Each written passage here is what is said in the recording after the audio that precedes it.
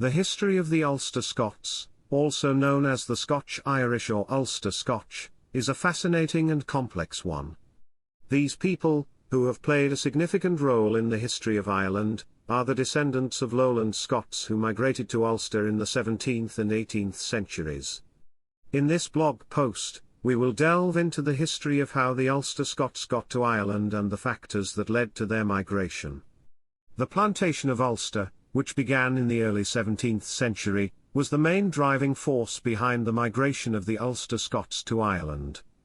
The plantation was a government-sanctioned process of colonization that aimed to confiscate the lands of the Gaelic Irish nobility in Ulster and settle the province with Protestant Scottish and English colonists. The idea behind the plantation was to bring stability to the region, which had been plagued by war and rebellion, and to create a loyal Protestant population that would be loyal to the English crown.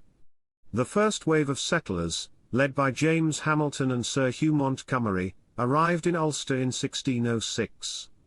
These adventurers, who were granted land in East Down and Antrim by the English crown, were followed by tens of thousands of Lowland Scots in the following decades. These settlers, who were mainly Presbyterian in faith, came from a variety of regions in Scotland, including Dumfries and Galloway, Lanarkshire, Renfrewshire, Ayrshire, and the Scottish borders.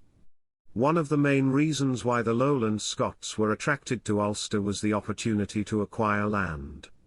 In Scotland, the land was controlled by a small number of powerful landowners, leaving little room for upward mobility for the common people.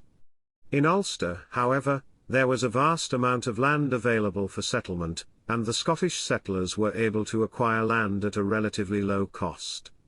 Another factor that contributed to the migration of the Ulster Scots to Ireland was economic conditions in Scotland. The 17th century was a period of economic hardship in Scotland, with many people facing poverty and unemployment. The opportunity to acquire land and start a new life in Ulster was a welcome one for many of these people.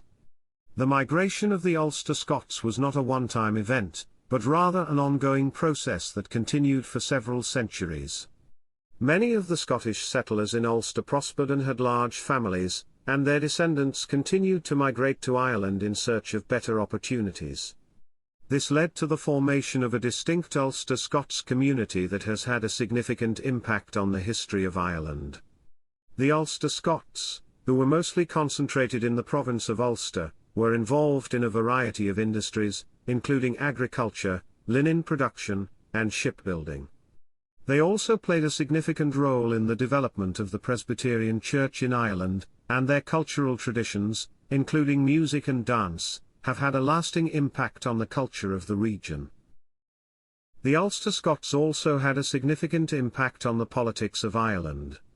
Many of them were supporters of the Presbyterian Covenanters, who were opposed to the control of the Anglican Church over the Scottish Presbyterian Church. This led to a number of conflicts with the English authorities in Ireland, and many Ulster Scots were involved in the rebellion of 1641.